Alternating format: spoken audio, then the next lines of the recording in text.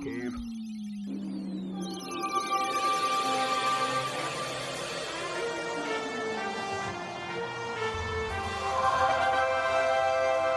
And welcome back to another edition of the Podmen. I'm Brad. I'm Brian. I'm Podman Ron. And we've got a special. We're wrapping up the end of the year here, and our loyal listeners will soon find out. We're we're heading out strong here for the end of the year, movies and television, with Spider-Man, No Way Home, and Hawkeye. Lots to talk about with both of these. Which one you want to tackle first, the movie or the TV show?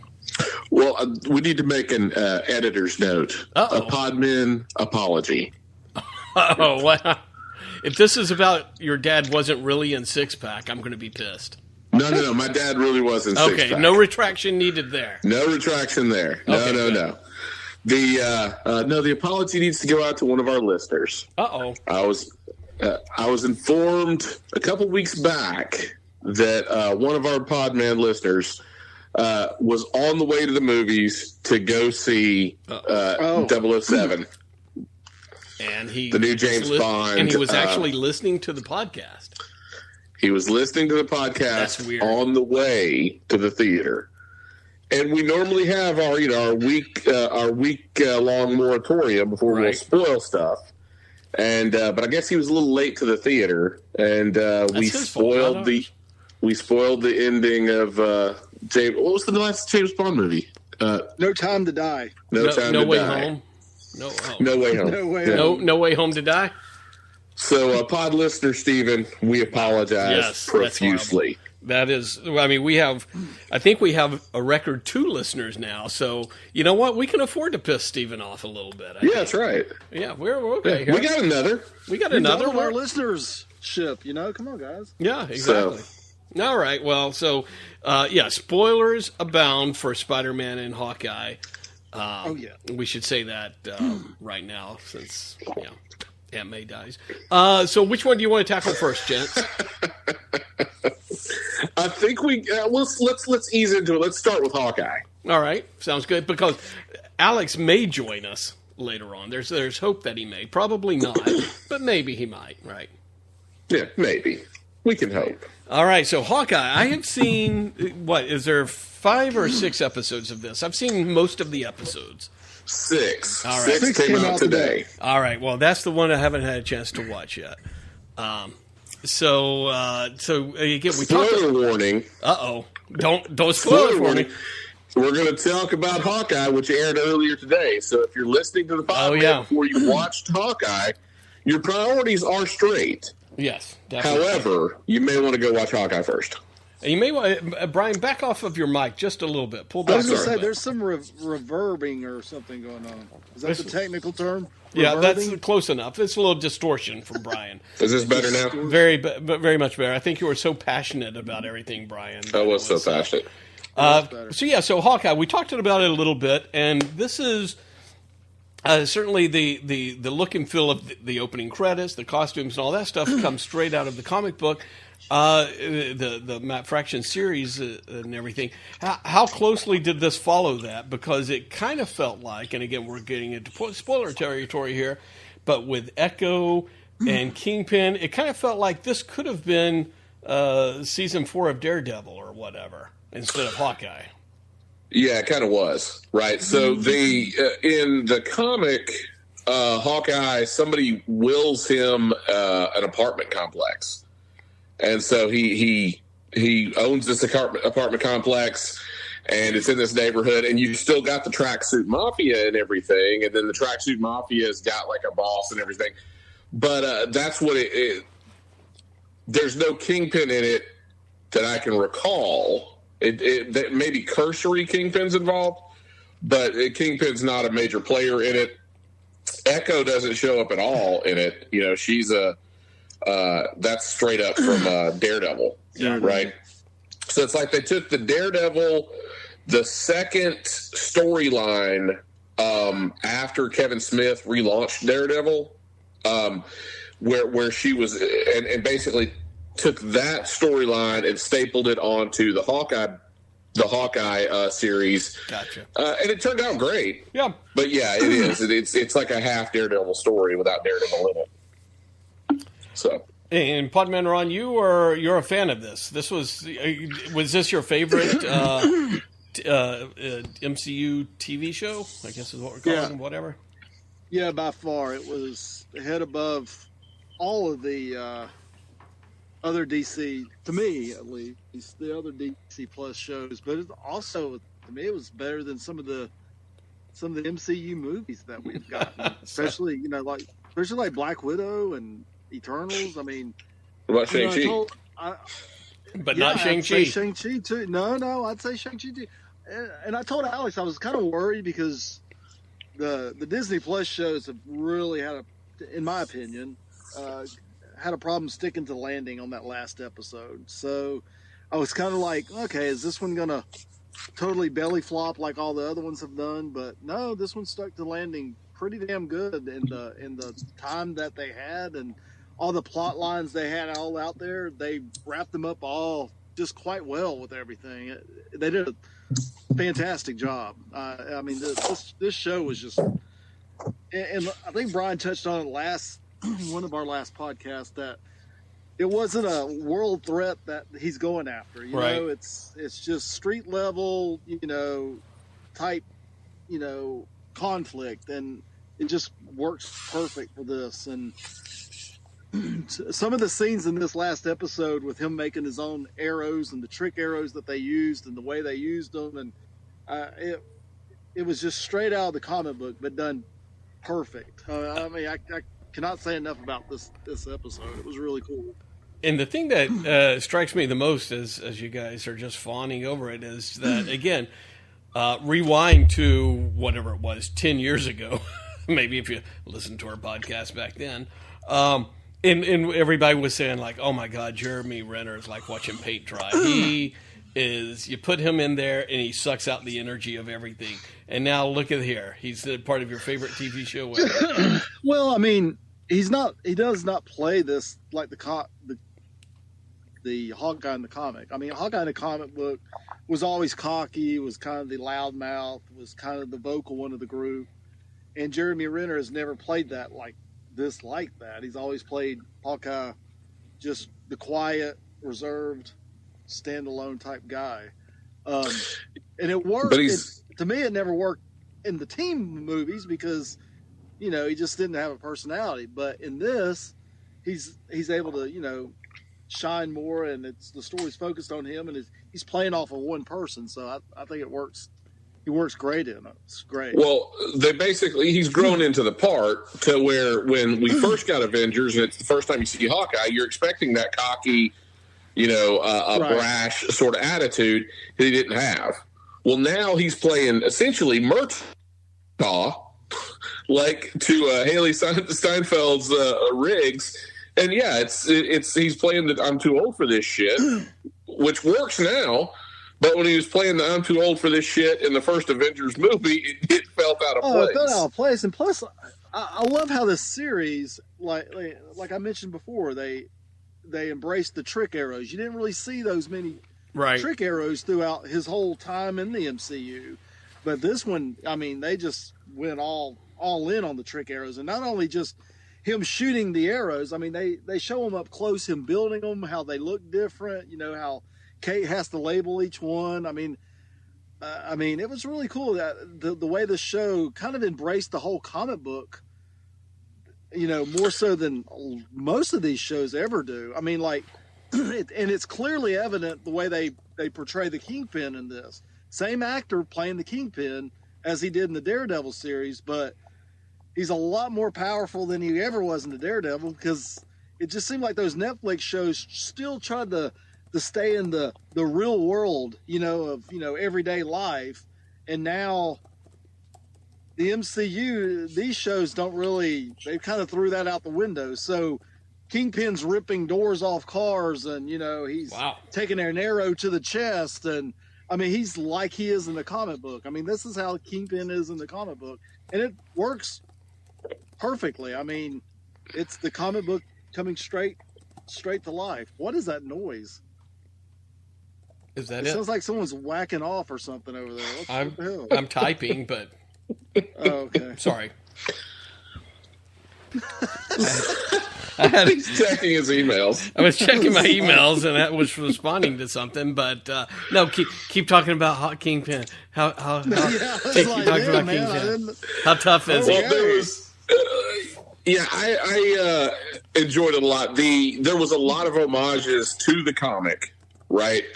The whole scene. I don't know if you picked up on this, PMR, but the scene where Kate and Elena are battling through that through that floor of the building, Yeah. and it's shot outside the cubicles, right? So you see them going through, but you're kind of in the hallway, and they're going through the offices, and you've got like this framing effect by all of it, and essentially it almost looked like comic book panels, and that's kind of that was kind of like a salute. I felt like that was kind of an homage to Aja's art, right? Because that was kind of some of the stuff he would do. He would do those continuing shots where you pan almost like a what's it called in film? A storyboard. Oh, okay. It's almost like the comic looks like a storyboard, and now you got this panel effect of them fighting through that whole scene, and it just pans left to right the whole time and follows them through the fight scene, but through the building, which is cool. I feel like they stuck to the source material a lot more than they did with the other series, even though they kind of clipped on Kingpin and Echo, making them part of the Tracksuit Mafia wasn't that big of a leap, right? No, and it didn't really pull you away from the story that much. But yeah, they basically took the Tracksuit Mafia, which were kind of a joke, right? And added that, made them more dangerous by adding Kingpin, and you got to get Echo in there because of it. I think something else that would be interesting is it kind of sucks in the world we live in today with like internet spoilers and everything, but we all knew that Kingpin was going to show up. We knew for weeks Kingpin was going to show up, right? But think about this. If we didn't know Kingpin was showing up in this show, if it was a complete surprise, no spoilers, last week we would have had a situation where Wednesday, Kingpin is revealed Wednesday in the final 30 seconds of the Daredevil episode. Right. And then the next day in Spider-Man No Way Home, you would have seen Matt Murdock. Yeah. You would have had that 1-2 punch, with a day apart. But it all got spoiled. Like, we knew Kingpin was showing up. Well, if Kingpin's showing up, and Kevin Feige saying, Charlie Cox is the only Daredevil in the MCU, well, you knew he was coming sooner than later. Right. But yeah, imagine if we didn't have either of those, and you walked in that 1-2 punch of it. That would be so kick-ass.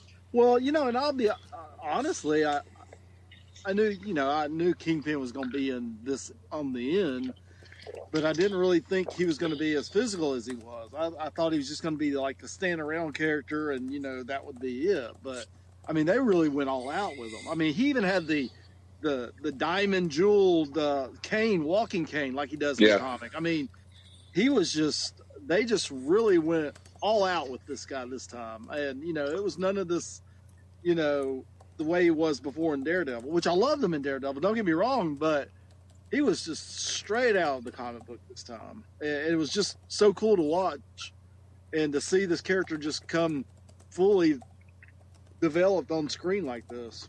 So. Yeah, and I feel like they also did handled all the different plot threads well. They didn't leave anything hanging. Nobody seemed to have their story crimped. No. Kate got to show up big time. Elena and Clint had their moment, and even Swordsman got to mix things up. At the end. The Swordsman was fantastic, and you kind of by the end of it, you were kind of rooting for him because he's just that doofus. I mean, it's like. You're going to see him again. I mean, he's going to be trying out for the Avengers or something. Yeah, I thought he was a good character. Well, he even said to himself, he goes, "This is my moment." You know, it's like he's been training to be a superhero. It's like he and Kate were doing the same thing. Right. But you didn't, but it was a good feign because, Swordsman started out as a bad guy in the MCU. But ended up a good guy and ended up an Avenger. So this is kind of like how he ended up in this. You thought he was a bad guy, but by the end of it, he's a good guy. And I definitely don't think it's going to be the last you see of him. I also love that his arch nemesis is his nephew, Armand the Fifth. Him and the kid hate each other, like it's his nephew. Great. That's a great dynamic. Like you said, everybody had their stories even that fucking kid. Everybody had their stories wrapped up. And and they did this in like 45, 50 minutes, and it never felt like it slowed down. It didn't feel like anybody got cheated or they cut corners. Everything was a solid ending on all of it. I thought it was great. Now, there's one thing that I wish had happened, PMR, and I talked about this, Brad, is that at the end, because in the 5th episode, Jacques Duquesne is framed, you find out, by Kate Bishop's mom to be laundering money for the tracksuit mafia. Have you made it to episode 5 yet, Brad? Yes, but I don't recall any of that. So maybe I need to watch it again. He gets arrested. It was quick. He gets arrested. I did see that. I did see him, but I didn't get the connection there. Yeah, Kate uncovers that there's money being laundered through Sloan Limited, and he's the CEO of the company, and the money's being funneled to the tracksuit mafia. Yeah, okay. So, and then you find out, in this episode that Eleanor's the one that did it. But I told PMR, the whole time, it was a feign. I thought, it wasn't him. He's just a dupe. But he's a patsy. But I kind of wish we'd got a post-credit scene, and they can still do this, and I hope they do this. But they could have done a post-credit scene where Jacques Duquesne's been arrested. He's still, he hasn't cleared his name. Like, he showed up at this party and all hell broke loose, but that doesn't mean that the charges are dropped against him. But, yeah, they take him back into custody, and his lawyer shows up, and it's Jessica Walters. Oh. Yeah. Jennifer Walters. Yeah. And they could have still done that with her mom at the end of this one. Her mom could have been in jail, and she could have been her defense attorney. It would be with the surplus of lawyers / superheroes and criminals and everything. It seems odd that they didn't do that to tie it into She-Hulk, huh? To tie it to She-Hulk. But here's the thing: would you rather see her defend Eleanor Bishop or Swordsman? Well, I know what you're saying. Yeah, definitely Swordsman. But since that didn't happen, they could have. Since it was Eleanor that went to jail, they could have did a little tie-in at the end. Well, he's probably still going to jail. Like, the charges weren't dropped on him because of that battle. He made bail, went to the party, and got into a sword fight with a bunch of gangsters. No, but the charges will be dropped because her mom got arrested for it. Her mom admitted to it, and so the charges against him will be dropped. Maybe.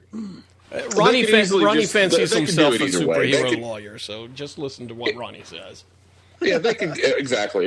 He knows his superhero law. I know my superhero law. I've been studying it for 40 years now. So what's next for it? Does Kate Bishop, does she become? Do we get a season 2 of Hawkeye? First of all, do you think? I think we do. I think we do. I think all of this is leading towards Young Avengers, Dark Avengers, Thunderbolts, or all three. Right. Well, and I also think that Hawkeye is going to be in a role like he was in the comic book where he trained the Thunderbolts, but I think he's going to be training the Young Avengers. I think that's going to be Hawkeye's new role in the MCU. Hawkeye's killing it. He's going to be their mentor. He's going to be their trainer, and because he was like that in the Thunderbolts there for a while, and I think that may be where that's heading with him. They also did, which I thought was pretty funny, and I liked it and I didn't like it. They kind of did a snub to Agents of S.H.I.E.L.D. Yeah, I was about to say that. Yeah, how so?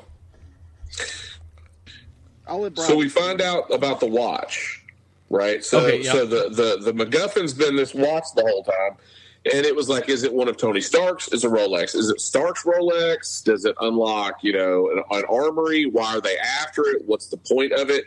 And they didn't really say why they're after it or what the point of it was, But at the end of the episode, Clint hands it to his wife, whose name is Laura. Right. Barton. He hands it to his wife, and he's like, I got it back. Look what I found. He gives it back to her. She flips it over, and there's a shield insignia on the back with the number 19. Mm-mm.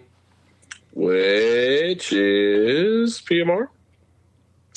It is the code name for Agent 19, which was Bobby Morse, which is Mockingbird. Which in the Marvel Comics is... Hawkeye's wife, well, ex-wife now, but they got married, so. But we've already seen Mockingbird Bobby Morse in Agents of S.H.I.E.L.D., played by Adrian Padalecki.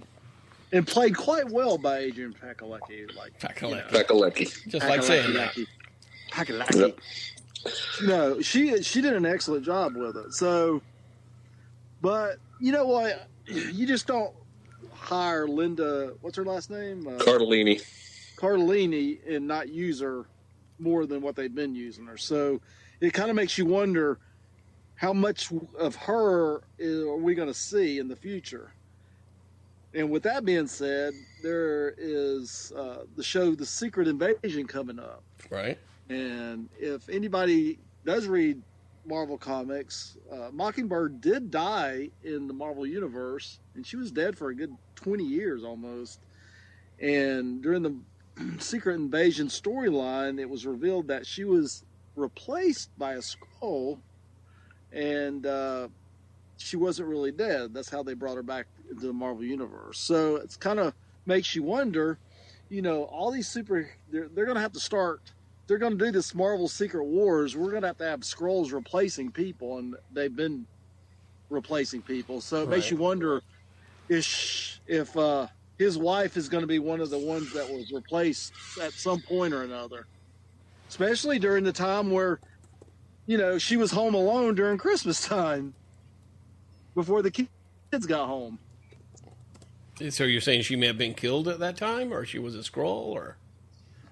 Well, in the comic book, the Skrulls didn't kill the humans. They would keep them as prisoners so they could, get the secrets from them or use them to infiltrate other groups and governments and stuff like that. But I don't know how they're going to do it on this TV show. But anyway, I think she's going to be.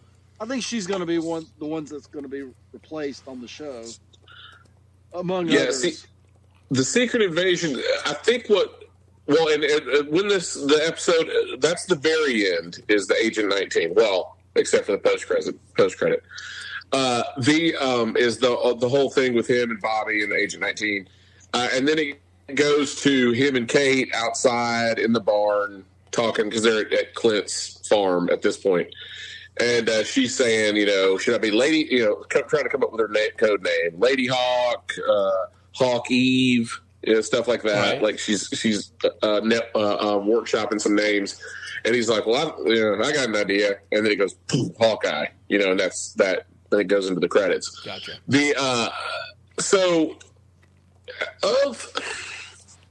We've gotten a mixed bag of these new Avengers, right? Shang-Chi is like watching paint dry, right? 10 years from now, we'll love them, though. Yes. Elena was great, She was probably one of the best parts of the Black Widow movie. And now this, Kate Bishop is probably the best new character of any of this stuff we've gotten. Yes, I agree. She blew it out of the water. To be honest with you, she was fantastic. So we're on that path. I think there's after this story arc, or after Fraction ended his arc, they went the first arc. There was a second arc where she's in California, and Clint gets pulled into some of her nonsense in California. So you could use that for a second season, or honestly, is all this stuff going to like crescendo in Secret Wars, and now they're graduated to the movies? So, yeah. All right. So overall, they're good. It's something worth watching, though, right? The first one that's really worth watching. It's the one. We will. Should we run the ending for them? The post credit. Sure. I don't mind that. You need to stick around for the mid credit scene. Yeah, we won't talk about. It's probably the longest mid credit scene in MCU history. Yeah. Wow. All right. Very good. Well worth it. Well worth it. All right. Well, we'll try to watch it before the end of the year. How about that? There you go. All right, there you go. All right. So 5 out of 5 all the way around, you say? Yeah, 5 out of 5 for me, for sure. Yeah, same. All right. I give it a 10 out of 5. No, don't see. That's blow your load on that. That's the problem. When you give Shang-Chi 5 out of 5, you've backed yourself into a corner. No. Now you've got to upset the scale to appreciate something that's actually good. All right, I'll stick to 5 out of 5. I won't upset the scale anymore. All right. Well, you've screwed the pooch with Shang-Chi, and I'm afraid he's going to do it again when it comes to Spider-Man: No Way Home here. Podman Ron, I think you're gonna go over the 5 rating for Spider-Man: No Way Home again, right? I'm sorry, you broke up, Brad. I said I think you're going to screw up the rating system with Spider-Man. Oh, probably will. Yes, probably will. All right. Well, I love Spider-Man. Well, before you do that, so Spider-Man: No Way Home. This is the eagerly anticipated, maybe end of the Tom Holland trilogy before it enters into another phase, at least. Yeah. And everything that we all expected, all the villains and heroes from the previous movies, Spider-Man movies, show up, and it's a 3-hour extravaganza. What? Except James Franco. Oh, yeah, you're right. And I was a little disappointed that Macy Gray didn't get sucked in there, but that's that's another problem. The only reason that I knew that, I mean, both of you guys knew it, is because I tried to get my kids to watch the other movies, this other Spider-Man movies leading up to this, and all I got was the first one. And so when it came to the celebration where Macy Gray is singing, which is weird. I always found that so weird because they did the exact same thing in the first Batman movie. Right, exactly. With the parade, the nighttime parade, and the balloons and everything, and it's like, is this really a thing? Like, how many parades go around these? They love to have parades. So it was odd. So we get this. We pick it up right after the Spider-Man Far From Home, where J. Jonah Jameson and Mysterio tell the world that he's Peter Parker, and everybody has seen the trailers by now. After a good half hour or so of moping around, Peter Parker decides to go to Doctor Strange and say, "Hey, can you make people forget that I'm Spider-Man?" And then hilarity ensues after that. So let's before we get into Spider-Man, I wanted to ask you guys about Doctor Strange. Hold on, there's something going on. Something's going on. Can y'all hear that? Can we hear what? Like your coffee order? This humming sound. I do not hear it. Okay. All right. God, now Podman you may be getting feedback on your hearing aid. Yeah, you can turn the camera off when you put the phone to your ear. How come it doesn't do that automatically? That's the creepy thing. All right, so Brian, so he goes to Doctor Strange, and hilarity ensues, and Doctor Strange kind of messes up the spell and kind of pawns it off on Peter Parker. I mean, Peter was interjecting and changing the spell, which was, oh no, I want everybody to forget who I am, except for Mary Jane, except for Aunt May, except for Ned, and all this stuff.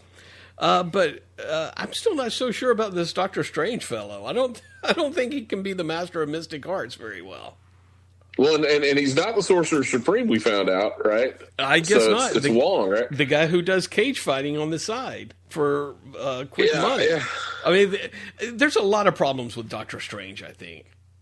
There's a lot of problems. One, the key being, Benedict Cumberbatch is not bald. So I don't know why they keep putting him in these wigs. It looks horrible, right? Yeah. Okay. The wig looks completely absurd. Right. It just doesn't look natural whatsoever. And the graying and everything looks like somebody just said, "Oh yeah, let's pour some white paint on." It just doesn't look natural, but I don't know. Yeah, it's off-putting. It's off-putting to look at him, in costume or just walking around with that head of hair. Right. But yeah, and so he's playing kind of comic relief. I wish he had been. It would have been cool if he had been kind of like established enough and a strong enough character to be almost a Tony Stark. That's where I thought they were going to head with everything. Yeah. Oh, Doctor Strange? Yeah, Doctor Strange. Yeah, because he did. I think it kind of was, but not in the way you. I mean, I liked the way he portrayed in here because he was kind of an arrogant asshole. Kind of an arrogant goofball. Yeah, he was an arrogant goofball. Yeah, it was like he was ping-ponging between asshole and doofus. Yeah, like Scooby-Doo this shit or what. It's just very, very odd notes, it felt like, with him. And his relationship with Wong now. Is Wong the master and he's the servant? I have no idea anymore. But yeah, weird. So maybe that's why he's a goofball. Yeah, literally, it was strange. That's probably my biggest gripe is just his personality changes from scene to scene. You don't know he doesn't have a consistent motivation throughout the whole thing. Right. So he does this. I get that. Yeah. He does a spell, and he basically people who knew that Peter Parker was Spider-Man from the other movies got pulled into this universe, right? And is that the quickest way to try to explain it? Yeah, and that's the other thing too is like the logic of the spell doesn't make a whole lot of sense, right? Because it's because you said you wanted people who know to continue to know. Everybody that knew Peter was Spider-Man is being pulled into this universe. Right. And I was able to stop it in time, but some of them slipped through. Okay, fine.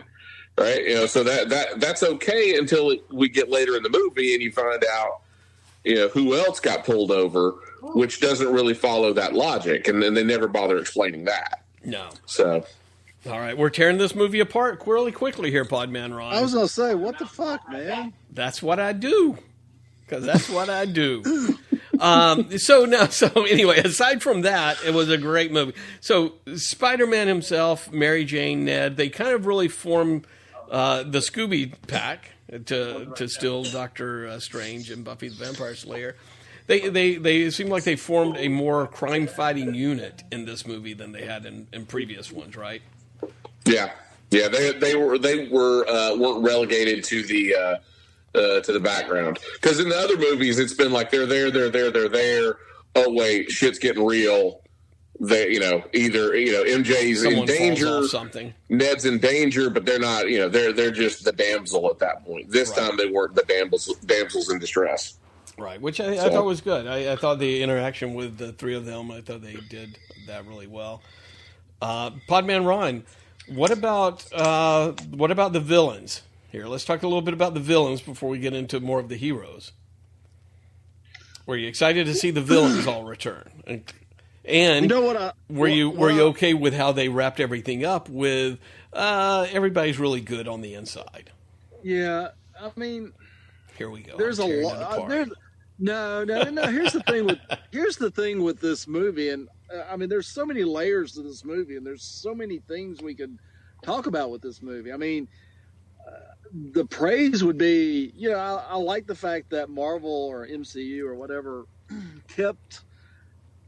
Everybody was so focused on Doc Ock that, like, the Green Goblin just kind of snuck in there and stole the whole show. I mean, his performance in it. What's his face? His performance. Willem Dafoe. Yeah, I mean, was just extraordinary. I mean, it was on the level with, Heath Ledger's Joker, and wow. I mean, it really was. I mean, and you kind of wished you would see more of. Yeah. You definitely wish you would have saw more of this in the first Spider-Man movie with Tobey Maguire, but you kind of wish you would see more of this type of Green Goblin in the MCU and this villain, this sort of evilness. That's an arch enemy of Peter, of Spider-Man, but with that being said, so he kind of overwhelmed all the other villains. I mean, Doc Ock had his time in the sun, but like Jamie Foxx was, he was all right. He got a few bits in there, and again, kind of comic relief a little bit. Yeah, and Lizard was practically non-existent, and Sandman was just kind of like, I didn't know what the fuck he was doing. It was like, okay, is he a good guy? Is he a bad guy? I mean, it just that seemed like it was like flipping all the time. Like they didn't know. Well, I feel like a scene got cut with Sandman. I think there was a scene where he transitions from, hey, I kind of respect Peter, I'm going to help Peter, to this isn't my Peter, and I'm getting the hell out of here. I think there was a line or some dialogue that got cut that may have softened some of that, like, flip, when that switch gets flipped. Yeah, I mean, because, it was kind of like I don't know, I think I would have liked it better if he would have always been on their side the whole time instead of being a villain, I mean, it just didn't. It just seemed weird. It just, like you said, Brian, I think you may be right there that there was definitely a missing scene in that. And although it sounds like I'm picking this apart, I still, it didn't make no sense. I mean, it didn't make a matter to me. I still liked the movie. I mean, it was still a good movie, in my opinion. One of my things with this is it's because they did have like such kind of minimal parts, especially Lizard, right? It's like, well, why if they were only going to bring in 5 villains, why bring in Lizard at all? You didn't need to bring in Lizard if you were only going to bring in 5, right? Right. It's now if you were trying to get to 6. That would make sense, right? Because now you got your Sinister Six. Okay, I see. You see what I mean? Yeah. I could see if they got to that 6th person, it's like, here's your Sinister Six. All right, here we go. But they didn't. They only got 5 villains into this, and some of them were. I mean, Sandman and Lizard were really marginalized. It was like, why did they really need to be there? Just for the nostalgia effect, right? I mean, and I get it, but it's almost like, why the hell didn't we get a 6th villain? And why didn't they? You could say Mysterio's not dead. Right. Done. Right. Mysterio faked his death. There's your 6th villain. And I guess go ahead. I'm sorry. Vulture could have shown up, right? You could have done almost anything to get a 6th villain in there and just say it's your Sinister Six. But it's weird that they crammed 5 in and had to make such concessions. When they still didn't get to a Sinister Six. And I had read about the end credit scene with Venom beforehand, so I didn't expect Topher Grace's Venom to show up, but that's Topher Grace as well as Harry Osborn are the only ones that didn't get pulled through. Yeah. Right. But I guess so they could. Well, Harry Osborn was being accused of sexual. Yeah, he was too busy. Yeah, Matt Murdock. James Franco was. Yeah, he went from Peter Parker's interrogation room over to James Franco's interrogation room. Well, they could have used that lame Green Goblin from the Amazing Spider-Man. I mean, that was a Harry Osborn. I forgot. Yeah, there was one there too. Yeah, there was that Harry Osborn. Or you could have. We've established Scorpion. Right? I mean, and Scorpion's got the whole tail thing. You could have done something with Scorpion and Doc Ock, with So, it's just weird we didn't get to a Sinister Six. We got that close and didn't get there. That was one of my kind of not gripes, but it's just kind of like, we could have. I don't know. Everybody could have shut up about the Sinister Six because, I see what you're saying. We could have had Zach screaming, "We got Sinister Six! We got Sinister Six, people!" Sinister Six. So aside from the villains, again, Doc Ock chewed up a lot of scenery, and they spent a lot of budget de-aging him. It felt like smoothing out his wrinkles and everything, which they didn't do with Willem Dafoe, I don't think, right? No, I mean, he has not aged. He hasn't aged. And here's the thing. Like, Willem Dafoe, I always thought it was weird in the first Spider-Man movie that they made him wear that helmet. Right. Because he looks like the Green Goblin. Right. Without he really does, yeah. No, without. And so, in this, other than the fact his face was not green, the suit was green, he had on the purple hoodie, like, he's snarling, he's making all of the faces. Like if they had just done like a reflection off, because his suit is metallic, right? Yeah, it's a green metallic. If they just done like a reflection up on his face that was green, right? Done. That again, it's like, I think that would have been something easy to do without, even if it was just for like one shot, right. Where it's just like the light kind of catches and his face is in green, yeah. But, Willem Dafoe, man, he was amazing in this. And I thought, and kudos to them for not trying to wedge in another villain when they already had Willem Dafoe. Yeah, you're right. And, I was about ready to just correct myself because I said, the Lizard didn't have much to do and neither did Sandman. And I guess they really didn't need to. I mean, because of Willem Dafoe and what they really needed the Lizard and Sandman for was that whole battle at the end where he distracted all these other Spider-Mans and, there was a lot going on. So they needed a lot of bad guys. So that worked in their favor. But you're right. With Willem Dafoe, you didn't really need, you had him, you had Doc Ock playing the beats on that. So I don't think you needed anybody else to be monologuing other than him. So I think you're right. And I think that's what, if you had everybody talking and chewing scenery, then it would have been way too busy. Another half hour. Yeah. It would have been another half hour I couldn't sit through. Another half hour. So let's dive into Spidey here. That Tom Holland, which by the way, you do have to give it to Tom Holland for at least the voice acting skills that he does. I mean, every time you see him in an interview in real life, you're like, wait a minute, where the hell did that voice come from? Where did his real voice come from versus his Spidey voice and everything? And so, I mean, he sounds like a kid from New York, I guess. But, so, hey, he's a good actor. That's what I've always said about Tom Holland. To me, out of all the Spider-Mans, I know everybody has their favorite. Alex is Andrew Garfield. Everybody loves Garfield now. And, now they do. Yeah, everybody loves Garfield. Well, in all fairness, Alex always did like Garfield, so he's not jumping on the bandwagon with that. But I always liked Tom Holland because he seemed like a kid. He seemed like and the kids that played in the movies with him seemed like a bunch of dorky high school kids instead of like a bunch of 30-year-olds like in the Tobey Maguire movies. Right. I mean, right. And I think Tom Holland always just kind of captured the teenager that Spider-Man was instead of like Tobey Maguire acting like he was a teenager but really being 30 years old. I think Tom Holland did great, and the reunion, so to speak, of the Spider-Men. I thought they handled it wonderful, and it's so funny that there's such a resurgence now for Andrew Garfield. People saying we need a third Amazing Spider-Man movie. We need to finish that out, which would be great. I think. I've got a pitch for it.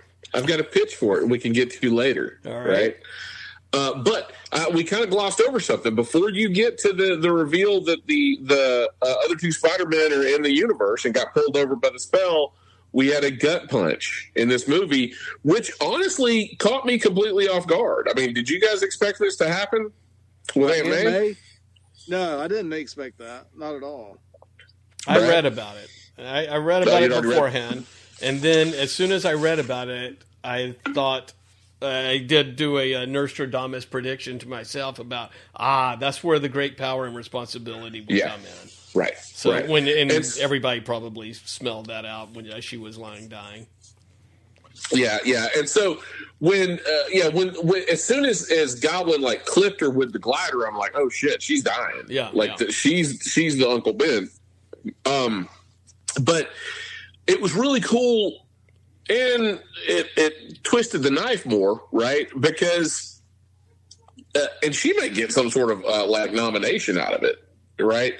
For the film, but Marissa Tomei. But you had Ben for like 15 minutes, and he's dead. 20 minutes, and he's dead. Right. You never had a chance for like the relationship to breathe and you to actually understand like the loss of Uncle Ben, right? You inferred the loss of Uncle Ben, but you never actually got to experience their relationship really very much. We had 3 movies where she was she's his mother. Like, she's there, she's flirting with Tony Stark, she's dating, happy. She's keeping Peter's secret. She's all of this stuff. All these you got a lot more time to let the relationship breathe and grow and develop, and then she dies in the 3rd movie, it was instead of him letting the guy leave, rob the promoter at the wrestling event, or the guy at the convenience store letting him rob it because it's not his responsibility. Well, he's like, their lives are not my responsibility. It's the same thing. Like he didn't want to take responsibility for their lives. He just wanted to get them back to their universes. It's great power comes great responsibility. So, and in this universe, I assume Uncle Ben never existed. Well, we talked to, I think Alex noted that he was in there somewhere. Not physically, but he was there, right? Yeah, he's in there because when he packs up that suitcase for No Way, whatever it was, what was the second movie? Far From Home. Far From Home. Far From Home. Yeah, the suitcase he used belonged to a Benjamin Parker. Okay. So we just never saw this. We never saw him. We didn't need to see him. And he didn't die because of Peter. As far as we know. Probably not. Yeah. That we know of. That we know of. That we know of. So Aunt May dies. She gives a speech. But it was really her own fault because she was trying to reform Willem Dafoe. If she would have been like, Peter, you got to get rid of this guy. He's a nut job. What do I say about that? You can't reform criminals. So there you go. Can't. Well, except for in 4 out of 5 criminals you can reform, evidently. Yeah, 4 out of 5 you can. This movie proved that. I thought that was funny, though, that, again, Jamie Foxx, Electro, seemed like he was the most intoxicated by the new universe that he was in. He's like, this is a different kind of power. I love it, blah, blah, blah, blah, blah. And then all of a sudden he gets, his power taken away, and he's just like, shucks, oh well. There was never any... there was never any sign other than Willem Dafoe that these guys were really evil. It was the power that was making them evil, as opposed to, no, I can't believe you. You took the power away from me. I want it back. I'm going to fight you. And I end up falling off the Statue of Liberty, which is being a big shield being put on it for some reason. Which they never explained, really, but whatever. And not to harken back too much on Hawkeye, was there a callback to that, or a callback kind of in that, where Yelena was talking to Kate Bishop. Yeah, she said it. Yeah, yeah, and she said the new statue, the new and improved Statue of Liberty. She said that. Yeah, she said it when they're talking in her apartment. Oh, so that was before we even knew. Here's something I would also kind of think we missed a piece of dialogue at some point in all of this.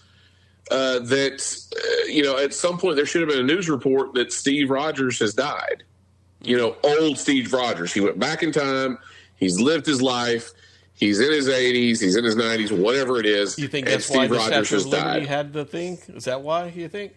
Yeah, that's what I'm thinking. Is like that's why we got the Rogers musical. Oh, was it? It wasn't called the Avengers. It was called Rogers. Right. Right.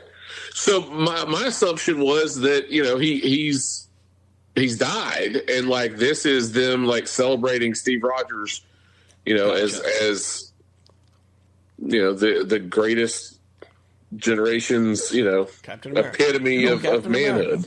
Okay. So yeah, maybe I didn't think of it that way, but that's right. I think another thing about this movie I thought was really enjoyable, that was the fact that I really didn't think to see these Spider-Mans get so much play. I thought we would see them I agree. pop in for like, 5 minutes, give a little speech, and then, no, I don't have my powers anymore. And you can do it, Peter. We have faith in you. Right. And send Tom Holland out to do his thing, and then they would fade off in the distance with, leaving him with encouraging words. But so the way it all played out and giving them as much screen time and the banter between them all, and, the Easter eggs about their own movies, it was just, to me, it was phenomenal the way they did it. And, and I told you this, Brad. Spectacular, even. Amazing. It's superior, amazing. What I thought was interesting, too, and it was kind of I want to say it was kind of like trolling people, was when Tobey Maguire appeared, he was in his street clothes.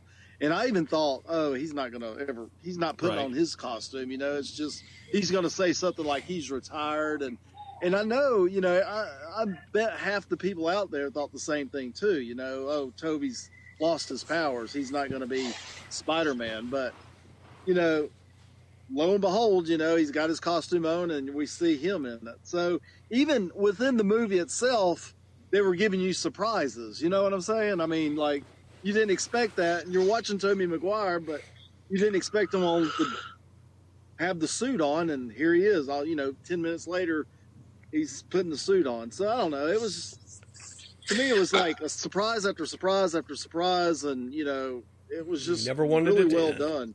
No, it was just really well done. Well, let me, and when we introduce the other two Spider-Men, that kind of brings us back to the spell and like the lack of logic around the spell, because the spell, we're told the spell brought anybody that knew that Peter Parker was Spider-Man to this universe. Right. But it also brought the Spider-Man too. Like, so it's kind of like, well, that's not really the rules of what they knew they were Peter Parker. They knew they were Peter Parker. So I know I'm Spider-Man. I know that. You don't know me. But the thing is Electro didn't know Peter Parker was Spider-Man, so how'd he get in? Oh, yeah, that's true. Electro didn't know. No, he didn't know. He even says. Yeah, he even says at the end, they make a point of it that he didn't know Peter was Spider-Man. Yeah, so that was kind of weird in that. All right, regard, it's falling. This House of Cards is falling apart quickly, Podman Ron. This piece of shit movie is going to be going down a notch. Nope, not at all. All right. So plot holes aside, and giant night fight at the end of the movie aside, what I was telling Podman Ron is like, again, I enjoyed this movie. There are as many flaws in this as there are in any superhero movie, I suspect. But it just depends on if you want to decide to like it or not. I did like this movie. I did think it was too long. You think every movie is too long, Brad? I do. You're right, because it's like you're just really. I would have liked this if it's over 90 minutes. 90 minutes Brad is right up. Too long. Yeah, 84 preferably. Yeah, But I mean, I could have been happier with this. Maybe with 2 movies. Maybe. Well, I'm glad you said it, because I almost feel like it is 2 movies. Yeah, I mean, it definitely has a switching. Yeah. It's got it's almost like Endgame and Infinity War, right? Like the Infinity War ends when May dies, right? And then you get the Peter. You realize that Peter's completely defeated, May's dead, right? And then you realize that the other 2 Spider-Man are in the universe, and you're going to get round 2. Right. It does. It feels like 2 movies. Like it could have been. Even Dark Knight, when what's her face, Maggie Gyllenhaal dies, and he's moping around sad and looking around and all that kind of stuff. You're like, all right, roll credits. And then you're like, oh, no, there's another hour left in this movie. Yeah. So, go ahead, Brian. No, I was just going to say, it definitely felt like two movies from that standpoint to me. I do like the fact that where we end with this film is now your friendly neighborhood Spider-Man. It's the Spider-Man that has existed in comics forever. He has none of the resources, right?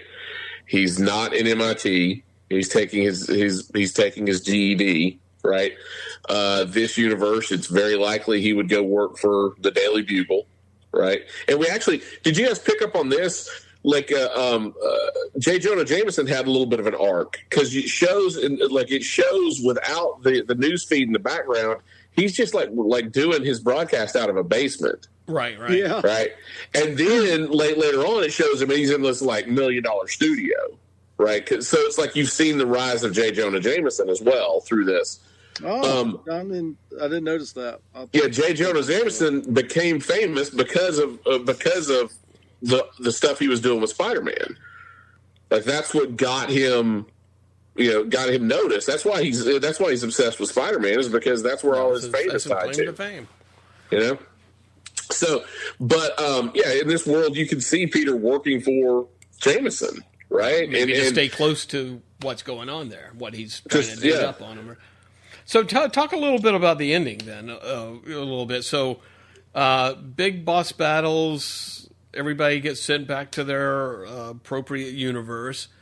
I believe PMR has an issue with that too. Oh. What's that?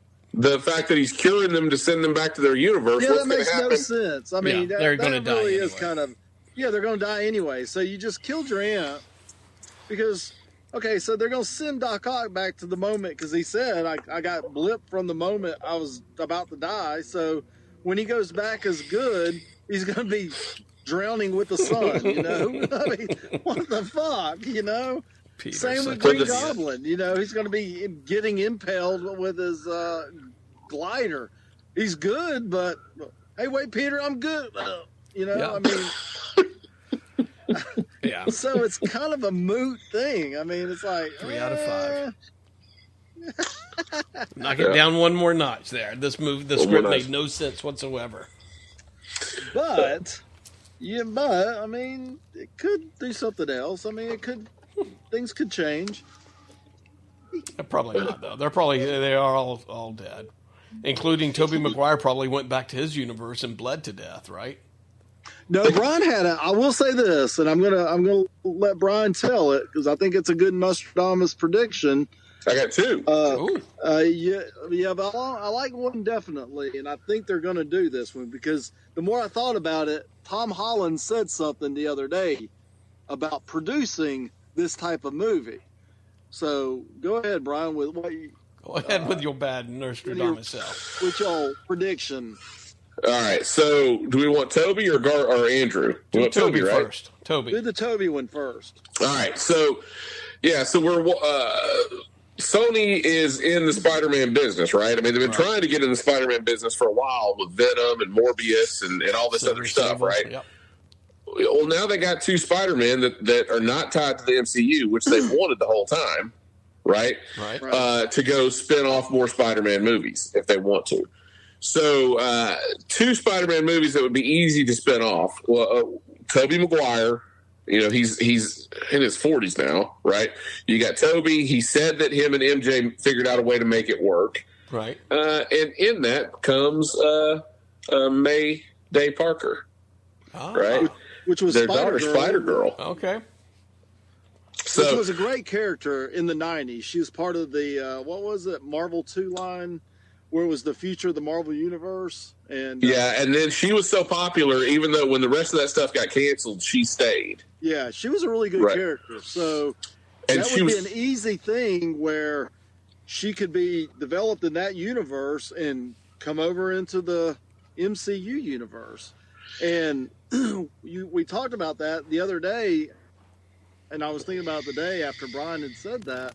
The other day, Tom Holland made the news saying that he wanted to produce a Spider-Girl movie. So I was like, oh, well, there you go. It's already kind of, someone's thought about that. It's writing itself. Yeah, it really kind of is. I mean, so. And so you can have Mayday Parker, you can have Aunt May. It's almost like Batman Beyond, not Aunt May. You can have MJ. It's almost like Batman Beyond to an extent, right? Yeah. But yeah, and then she had her own, like you had, the universe she was in, you had the second generations of all these villains and heroes now. Like Juggernaut had a kid, right? There's all these different characters, and like that was one of her villains, was Juggernaut's son. But you had all of these different characters that were fleshed out of this generation, right? So that would be something easy to do and something they could keep on the side and make more Spider-Man movies without having to worry about the MCU in any way, shape, or form, right? That's one. My second one is, and Brad, you said this, like everybody has fallen in love with Andrew Garfield now, right? They've loved his performance. That's what everybody's talking about. Like they want Spider-Man 3, Amazing Spider-Man 3. So, and back up for a second, when the sky's cracking open, right, and Doctor Strange is like, I'm trying to hold him back, but I can't hold him forever. Say your goodbyes, make it quick, whatever. You can see in the crack the images and the outlines of different characters, right.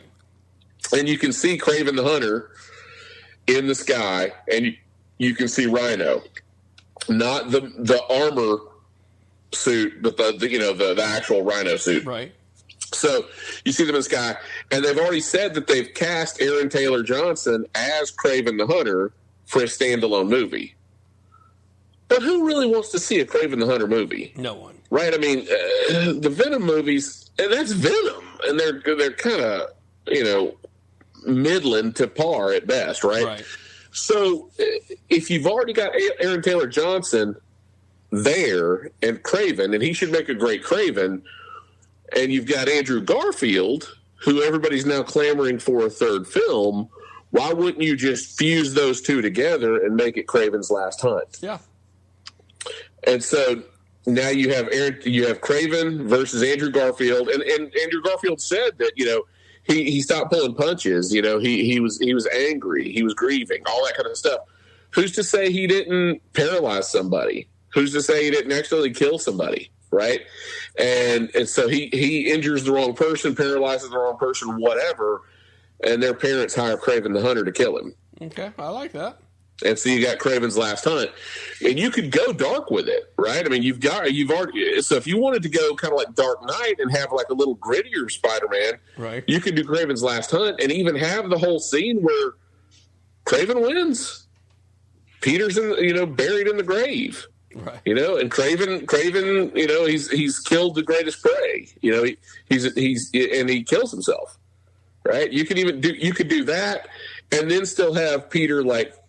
Dig his way out of the grave. You can see his hand come up out of the grave, kind of like Evil Dead, right? But yeah. But I just wonder if again, everybody loved seeing all these guys together because they were together. But how exciting would they be in another movie? Was everybody just in love with Andrew Garfield because he was great in this, but he was great because he was playing off of the other guys, just the situation. Yeah. Well, he had more meat to the role because it's post Gwen's death, right? Right. She died, but you didn't get a chance to see like the long-term effect on him. Now you did, right? So he gets a better part to play. He gets a better role because now he's getting to play Peter after Gwen's death. Well, and here's another thing. We've got what?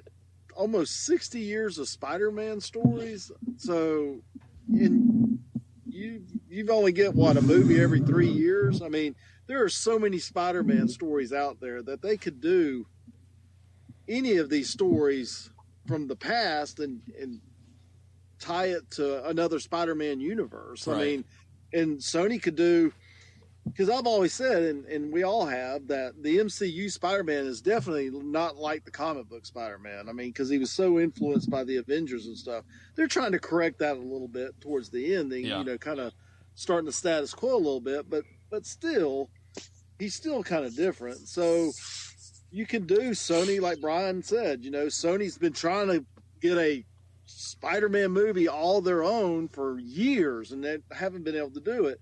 This is a way they could start a Spider-Man universe again and do it and do one of those stories, and hopefully it'll stick to landing this time. But so bad guys get defeated, multiverses get corrected, all that kind of stuff, and Doctor Strange comes and he says or Spider-Man says, hey, the only way to get rid of everybody is to make everybody forget Peter Parker, period.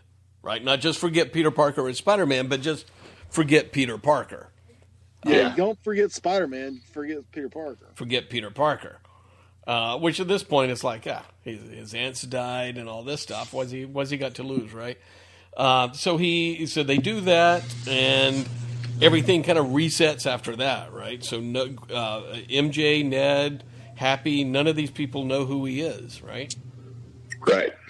And he doesn't have his fancy suits anymore, so he goes to sewing, just like we said.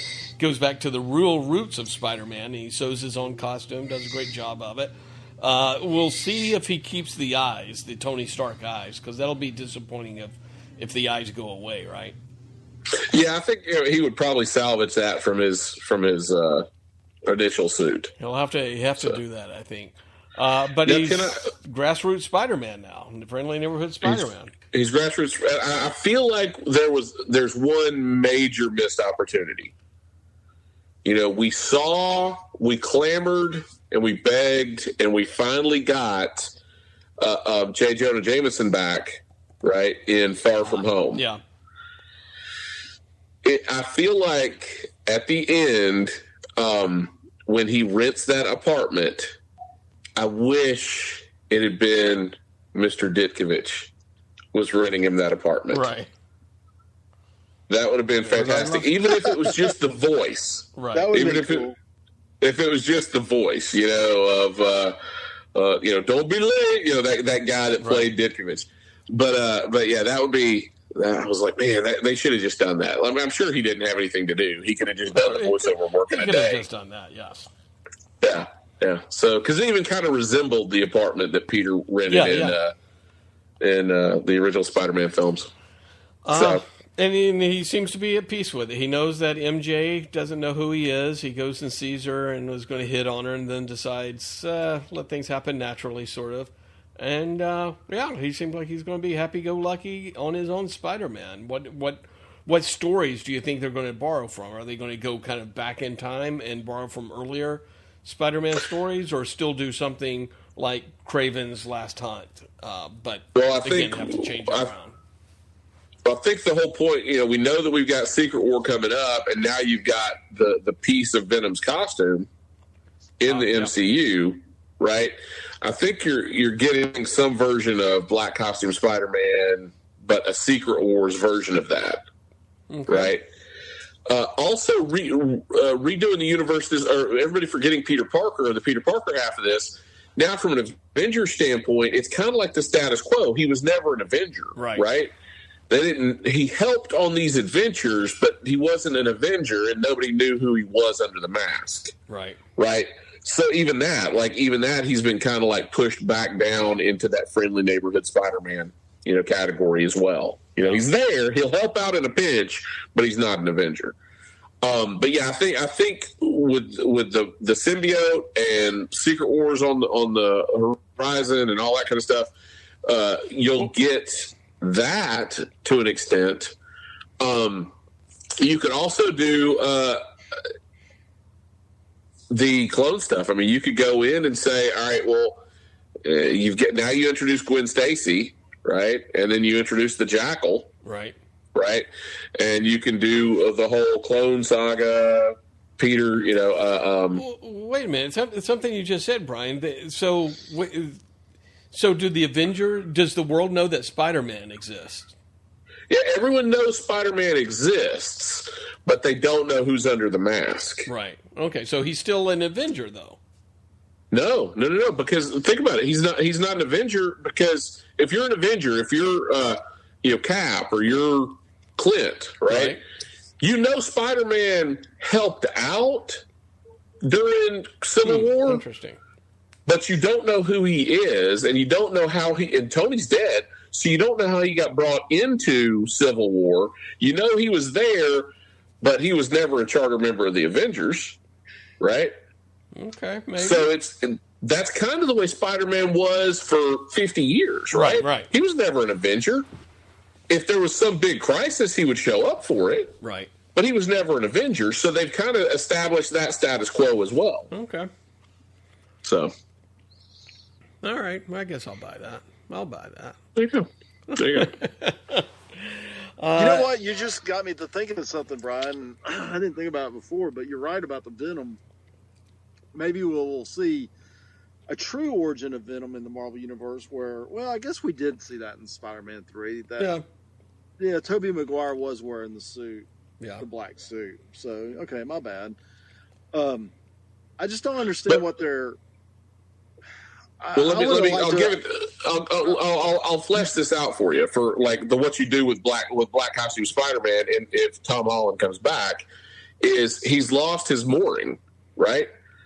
He doesn't have Ned, right. He doesn't have MJ, and he doesn't have Aunt May, so he doesn't have that foundation that's going to keep him grounded, and the symbiote is going to feed on that.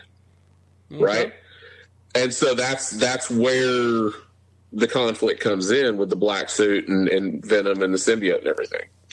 So. Yeah, okay, that's a good point. I just don't understand Sony's reasoning behind having that terrible Venom movie. And it is weird, right? It's weird I would have liked to have seen the Venom movie being the MCU, but not in the MCU proper, but in the Sony portion of it. You didn't have to.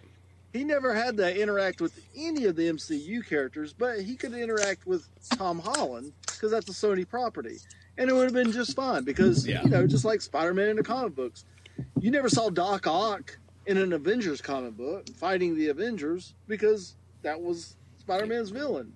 He still existed in the universe, but you never saw him in there, even though they were in the same city. Right. So I always thought that's what Sony would have eventually done with this. But now they've said that this is a Venom from another universe or another multiverse. So, that was weird to me. Like, that was another head scratcher for me. At the end, it's like, okay, you went through all of this, and again, why was Venom pulled over? He didn't know who Peter Parker was. That's another reason. Yeah, you're exactly right. He didn't know who Peter Parker is. Why did he get pulled over? And why the hell did they send him back? You finally got him here. You finally got him there, and then you pop him up. Well, I guess maybe just so they can, maybe do a different, better version of Venom for Tom Holland. But I was thinking that, and this maybe I'm going to try to get it in here just so I can try to beat you to the punch, Brian, if this is your prediction, is that we know, or we think at least, that Venom and Morbius are in the same universe. Exactly what I was about to say. And then we've seen in the Morbius trailer the Tobey Maguire Spider-Man. So maybe the Vulture and the Michael Keaton Vulture. That's right. That's so it can't be. Okay, shit, that blew that theory. Then I was thinking that they would create the Spider Girl. The Tobey Maguire universe would be Tobey Maguire, May Parker, Spider Girl, and Morbius and Tom Hardy Venom. But having the Vulture there kind of screws that pooch. Yeah, so it's either, and he walks past that picture of Spider-Man and it says murderer across it. So you're thinking they're referencing him killing Mysterio, right? So it's like, who knows? But Morbius says name checks Venom. Right. So it's like, what the hell's going on here? Like you got Vulture, you got Venom, you got Morbius, you got what? Yeah, I don't understand. It's almost like I wonder if they're going to go and redact some of that stuff. They shot stuff thinking, we'll be in the universe, and they're getting told, oh no, you're not in the universe, and they're going to have to go pull that stuff out. Yeah, if you get the get Vulture out of there, then you could have that own little pocket universe and do what you want with it. And now you've established the symbiote in Tom Holland's universe. So, move forward with that and maybe cast it a little differently. Yeah. But no, who knows what they're going to do.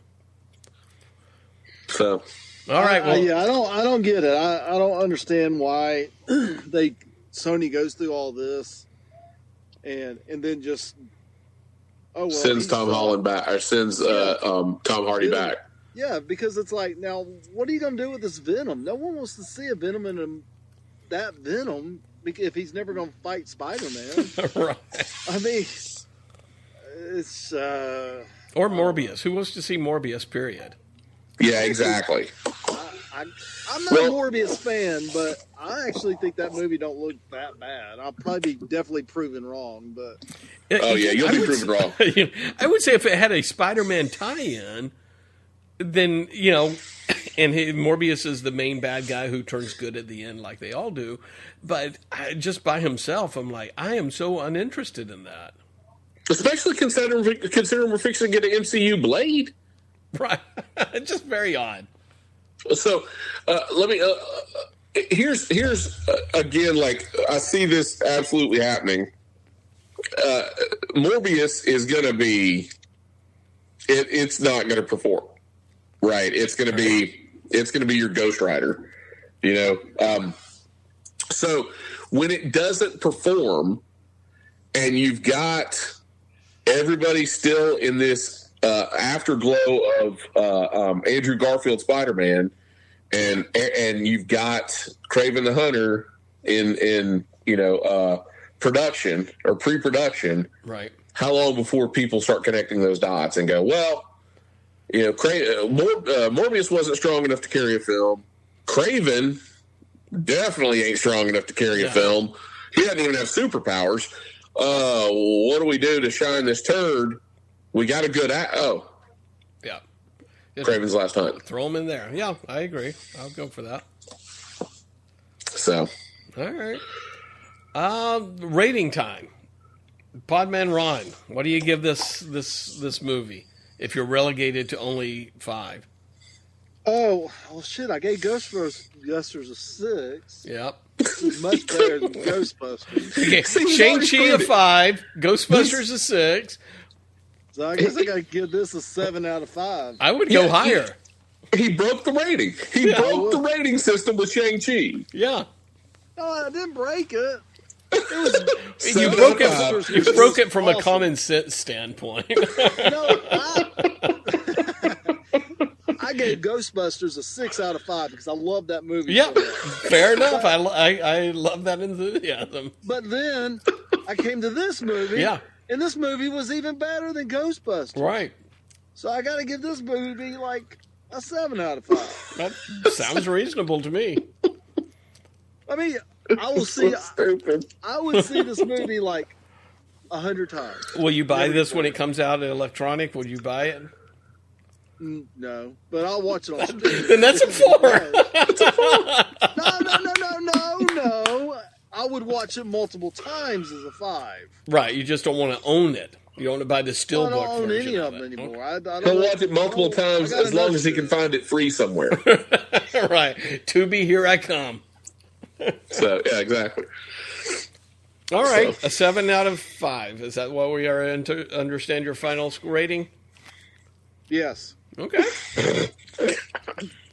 Well, I will try to stick within the rating system. I will give it a 5 out of 5. What? That's a Brad Grant 5 out of 5? Again, I enjoyed it. Have you ever gave a 5 out of 5 to a normal movie?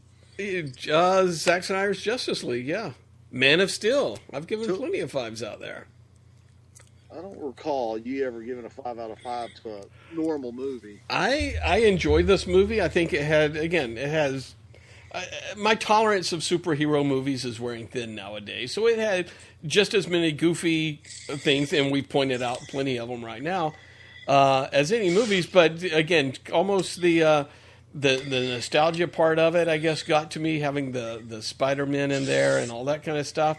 And again, I would say that the storytelling, although in some places don't make sense, overall, I liked it a lot better. And Brian, you kind of nailed it when you talked about Ned and MJ. Is like, okay, well, they weren't just falling off of a building for no reason, or the bad guy, the Sandman, just randomly picks up a person. Oh, it happens to be MJ that he picks up and takes to the Empire State Building or whatever type of stuff.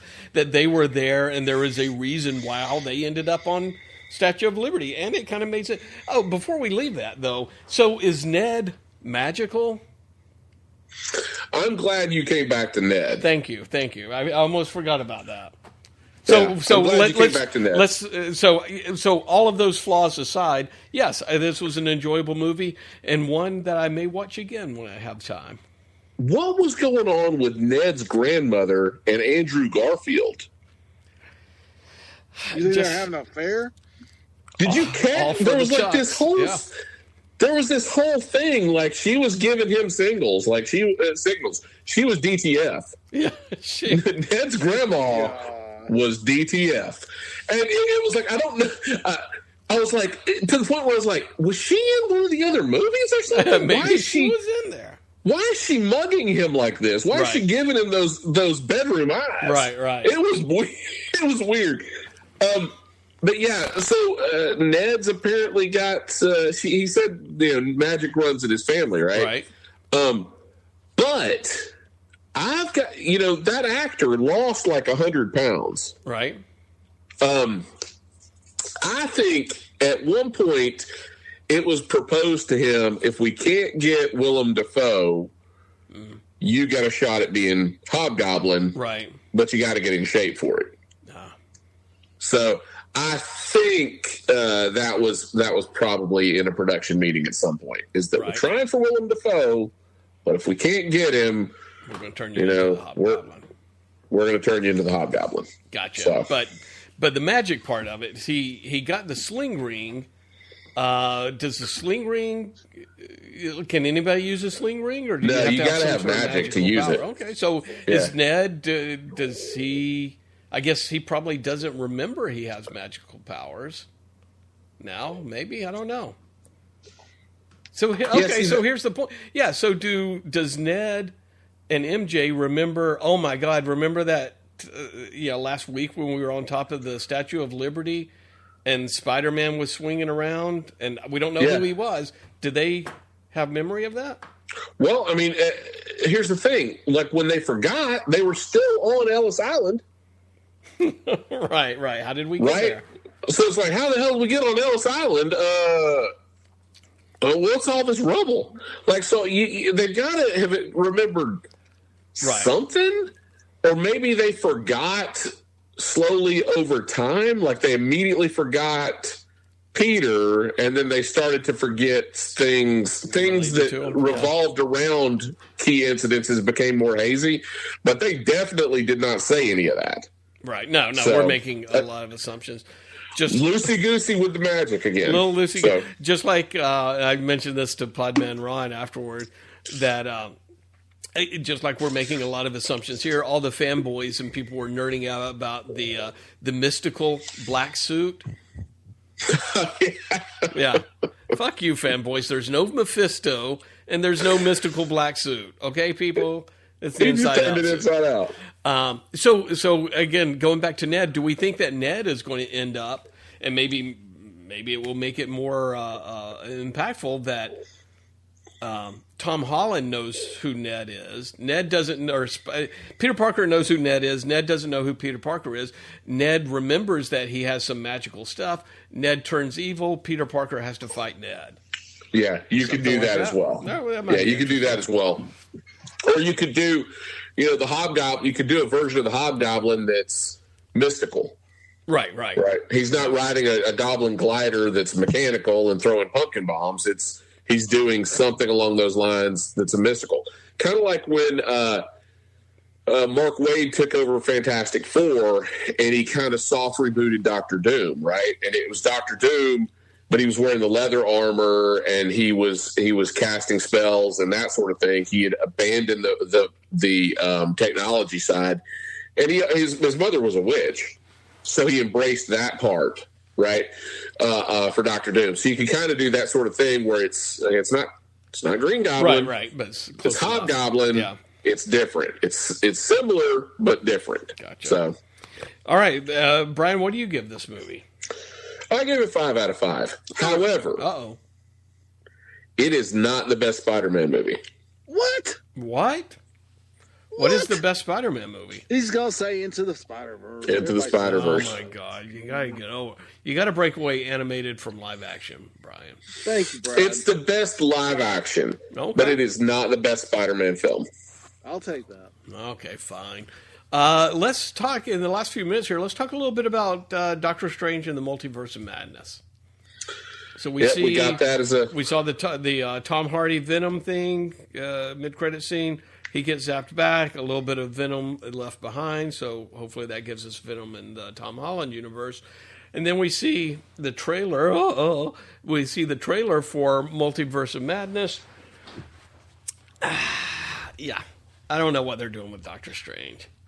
I don't know either. They had the perfect human cast as Doctor Strange, and they just don't know what to do with him, I don't think. What are you talking about? What? I just can't get into Doctor Strange.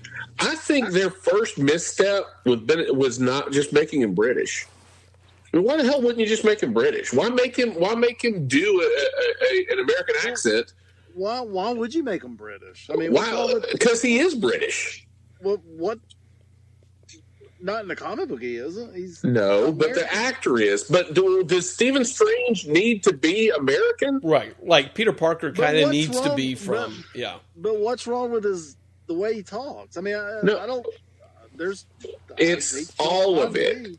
It's one. Like his accent, his American accent is nowhere near as good as Tom Holland's American accent. Of the two of them, they're both supposed to be New Yorkers. Does Doctor Strange come across to you as a New Yorker? Not really. Okay. He comes across as an arrogant dude. I mean, he's like proper English guy. I mean, not English, but proper, like a doctor, like a well-to-do doctor. And I mean, then you've got the wig. You got the whole wig thing going on. That I don't understand. I don't get that. And like I said earlier, like he doesn't have his motivation changes from scene to scene. Like sometimes he's trying to crack wise. Sometimes he's being a dick. Sometimes he's like, let him die. No, I got to save him. It's like, what the hell? Like pick a lane. So he doesn't really have a well-defined motivation or character, right? And now we're going to head into this whole movie, and you thought, as we see this trailer, you thought it was going to be Scarlet Witch was the bad guy, right? I mean, that was what she probably still will be the bad guy in my prediction. Or he's going to be the bad guy. So you've got. What we're presented with is he goes to Scarlet Witch to help him with the crisis, right. And that it's all coming out of What If. It's the evil Doctor Strange from What If is the threat. So now you've got Doctor Strange who's not really well defined and kind of all over the place, and he's going to fight himself, which we just saw at the end of WandaVision. And it's like, he's not a strong enough character on his own to play both the good guy and the bad guy. So it's weird. Thing's... Honestly, I feel like the character himself he's very smug. He's obnoxious. He's always been the best. He excelled at being the Sorcerer Supreme, but then lost it. During the end game. He came back. He's no longer Sorcerer Supreme. I think you're going to find out in this movie that he resents Wong. I mean, you kind of got a taste of that in this, right? But in a joking way. But I don't think it was all joke, and it's going to be revealed that he does have his arrogance is, led him to do what he did with Spider-Man, and it's led it to cause all the trouble in his movie that's coming up. So he gets Wanda. I think she's going to be turned bad. I think it's all a red herring with, his evil twin and Baron Mordo and all that. I think Wanda's going to be the real villain on all this. I think they're just, I don't know what that humming is. I think she's going to be the real villain in all this. I kind of like the way he's portraying Doctor Strange. I've never been a big Doctor Strange fan, so I don't really understand. I don't know what his personality is in the comic book, but I don't know. This movie looks a little bit better than the first movie. I didn't like the first Doctor Strange movie. I mean, I tolerated it, but it just I can't watch it again. I mean, I would like to try to watch it again. So. I'd probably fast forward through. I could fast forward to the part where he goes to whatever, Shang-Li or whatever, but not Kunlun. Kunlun, yeah. But I would like to. I would like for him. Again, they seem like they're trying to set him up as the Tony Stark, so to speak. Not just the goatee, but yeah, but, that type thing. But there's something with the Tony Stark. Maybe Brian, that you said it, that the unevenness of Doctor Strange, where he at one point he's the all-knowing and he knows everything and he's this Weisenheimer there, and then just a weird vibe from him. Then he wants to be a smart ass or something like that. I don't know. Anyway, but we get America Chavez, or who is, I have no idea who this is, but we see a brief shot of her in the trailer. Oh yeah, I don't know what the hell who is that? I mean, I know who she is in the comic book, but I don't even know who she is in the comic book. I've never knew what her origin was. Brian? Well, I don't either. Hang on. So we see anybody, what else in the trailer that we saw? We saw a lot of special effects. She's Miss America. Like Miss Captain America. Is that... yeah. Trying to see what her powers are. So she's a young Latino female Captain America. Yes. Okay, fair enough. Powers and abilities. Chavez possesses superhuman strength, durability, and the power of flight. Chavez also has the power to kick open star-shaped holes in reality. Oh, okay. Allowing her and her teammates to travel through the multiverse and into other realities. Then that sounds like a good fit, right? That sounds like an added-on superpower to me. That somebody said, well, we got to do something else for her. She can fly and she's strong. Well, let her kick on the holes that are star-shaped and people can jump through them. No, not bad. Kick a hole in the universe. Why not? I think the saving grace of this, of the Doctor Strange Multiverse of Madness, is probably going to be the cameo stuff, right, and the Easter egg stuff. So I'm sure you're going to get a snippet of Hugh Jackman's Wolverine. You'll get a snippet of Miles Morales, Spider-Man. It would honestly be okay with me if the snippet of Miles Morales Spider-Man was animated. Oh my God! Back to the animated again. I'm just saying, like, I think that would be if you could do it in a way that it would be interesting. But yeah, I think you're going to see snippets of all these other hinted at universes, even some just comic book universes, like just that haven't even appeared in the MCU yet, right? But famous comic book scenes, right? Which that'd be kind of cool to kind of come up with a list of stuff you'd like to see wedged into the Multiverse of Madness.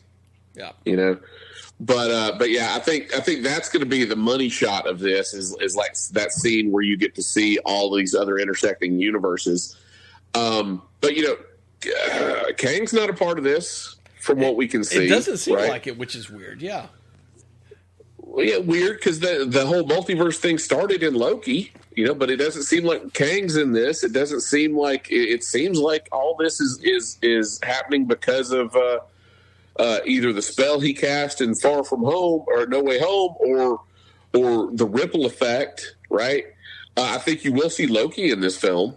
I think that's kind of a given at this point. I know they said he wasn't going to be back in any MCU movies. He was done in the MCU movie universe. I don't think that's happening. I think you're getting Loki in this. But yeah, I don't know. I'm worried about this film. So I worry about it too. Clive Man Ron, not worried about a thing. I'm worried we're going to get a film version of Falcon and the Winter Soldier. Oh God! Where it's just going to be a mishmash, just a bunch of shit thrown at a wall. Yeah. Okay. So God, that show is just terrible. All right. So what's next here? We've got Hawkeye's over with, Spider-Man's over with. What do we have to look forward to in the next month or so? I was looking at the schedule. I mean, there's like 3 movies coming out next year, and then the 3 or 4 Disney Plus. You got to hand it to the MCU. They have really got the whole year, just peppered with a combination of TV shows and the movies. TV shows and the movies, where you're not going to forget the MCU exists anytime soon. It's always going to be in your face. Well, they certainly ended the year off strong, I would say, with Hawkeye and Spider-Man. Hopefully they will continue that with Doctor Strange and Captain Marvel. I think the next one is either Miss Marvel. I think that's going to be out. Either Miss Marvel or She-Hulk. I cannot think of I think it's She-Hulk first. So I hope it's She-Hulk first. Because if it's Miss Marvel, it's... Yeah, well, as far as what's next for MCU, yeah, it's Multiverse of Madness, Guardians. Wakanda. No, it's Wakanda. Wakanda. No, Wakanda. It's they paused production, and they're probably going to have to get a major reshoot on this. Basically go back to square one, because they're saying Letitia Wright she got hurt on set. Right. They kept delaying, trying to shoot around her to get her back. She's still not back. They've shut down production.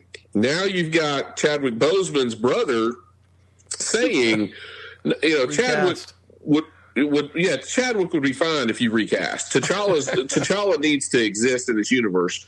So now you've got his brother saying recast. I wonder how much of that is Marvel going, hey, right. We weren't going to recast, but what would you think if we did? It's I think they're floating that idea. And I think they should recast. T'Challa's been around for, 50 years. Chadwick Boseman did an excellent job, but I think he's right. I think he would want the legacy of this character to live on, and they need to recast it, and they can say he got a facelift or something. I don't know. They don't have to say anything. Do the Michael Knight? Yeah, they could do the Michael Knight. I actually watched the first episode of Knight Rider the other day on Netflix. Yes, on Netflix. I did as well. Oh my God! You'll have to say. I gotta say, I was pretty impressed that they got the guy that he looked like before had the same hair.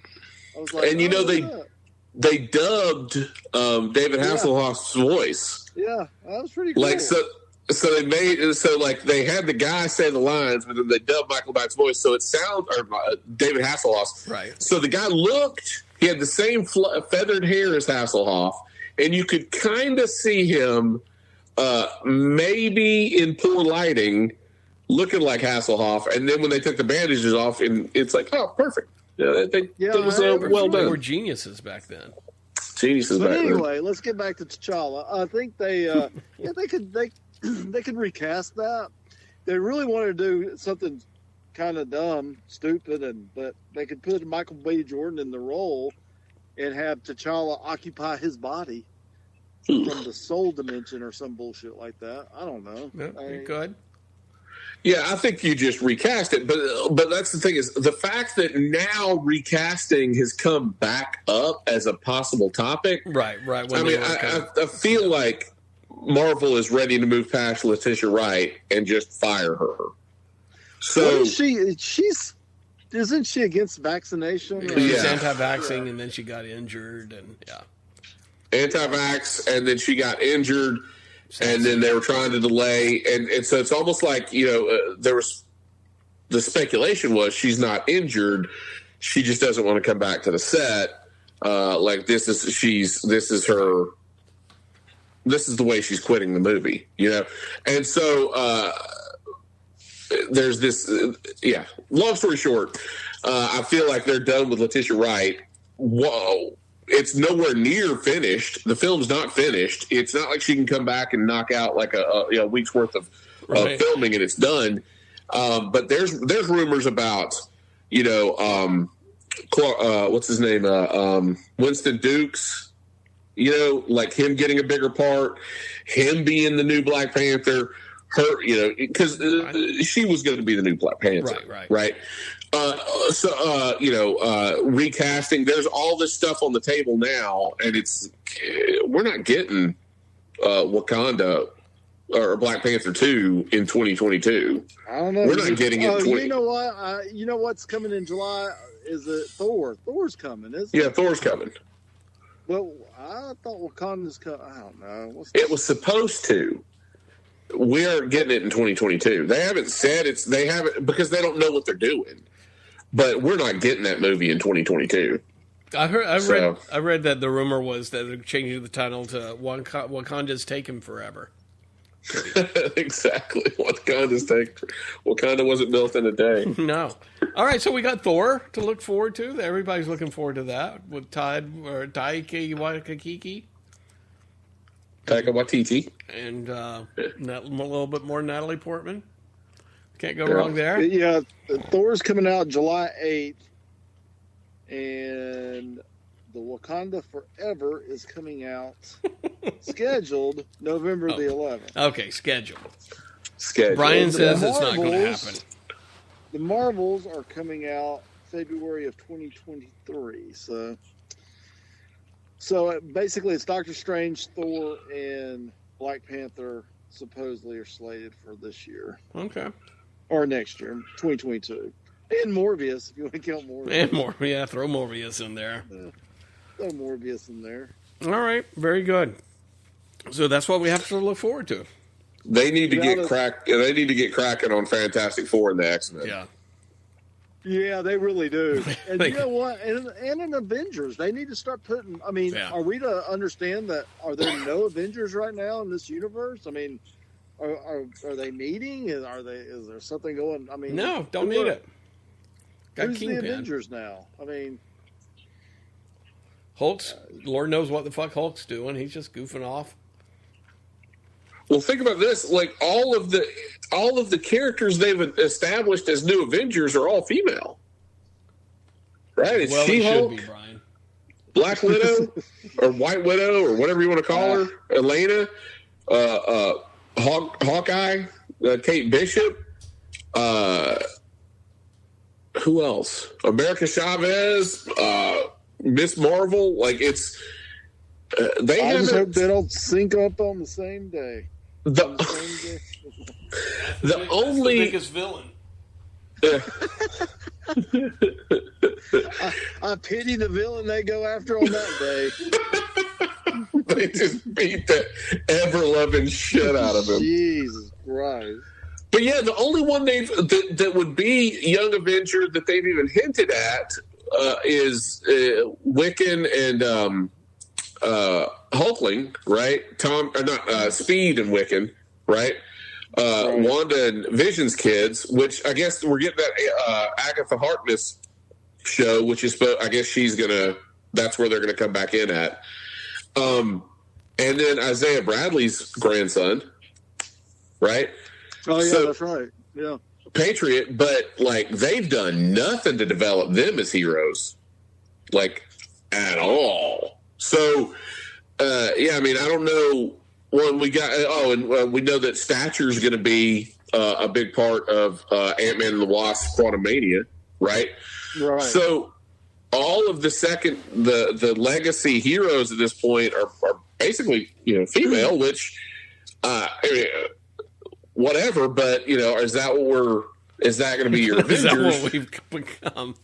Is that what we've become? Or is it going to be A-Force, right? Or something like that? So, well, I just don't. I have no idea why they're taking so long with Fantastic Four. I mean, it's just kind of weird. Because it's Mark Webb, or not Mark Webb. What's his name? Mark Waid? The guy that did the Far From Home and all. Yeah, it's not Mark Webb. It's Mark Webb is Amazing Spider-Man. Yeah, who? No way. So he's got to get done with these films first. But yeah, that's his next thing is Fantastic Four. That's me crazy. Who did that? Who's the director of that? I'm looking right now. Brad? Don't know. What? John Watts.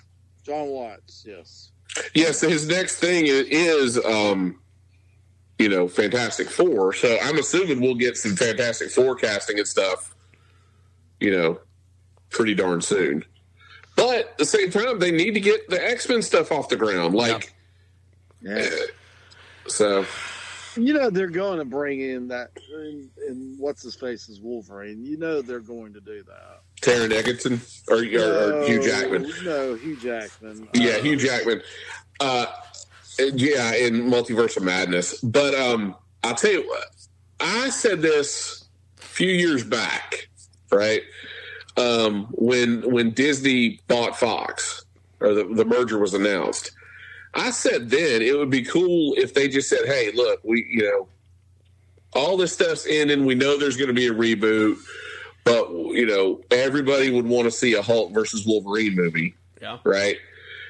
Just go ahead and bring Hugh Jackman back for one more Wolverine time and put him versus the Hulk and just make it just a Fast and the Furious type Marvel movie where it's just action, bonkers bullshit the whole time, and then it ends. Throw in Wendigo, throw in Alpha Flight if you want to, but just make it Hulk versus Wolverine. You don't even have to get into much depth as to why they're there. Just have them fight. But yeah, if you tell people Hulk versus Wolverine, $12, people are going to show up. So I wish they would do that, and I wish they could get Hugh Jackman back for just that. So, yeah, I just want the role to go. We've seen so much of Hugh Jackman in this role, and he was okay, he was good, but I'd like to see someone else play the role. Yeah, but how long is it going to take to build back to whoever's Wolverine to fight Hulk? Unless they just introduce him already. Just introduce him. That could be a way they introduce him in the Hulk. Just like first appearance, right? You didn't know Wolverine then. Yeah, that's true. He could even wear the cat mask. He could even wear the cat mask. That'd be great. That'd be good. All right. Well, some good predictions there for another time. But until next time. Well, Brad's ready to go, man. Brad's like... I am. Well, I've got 10% power on my phone, so I'm about to die off here really quickly. Brad's like, I'm going to go ahead and say until next time. I'm hoping somebody... He's not even waiting for us to say it. He's just going to go through the whole thing and stop until next time, let's save it for the podcast. I will let somebody else say it, though. Until next time. Save it for the podcast.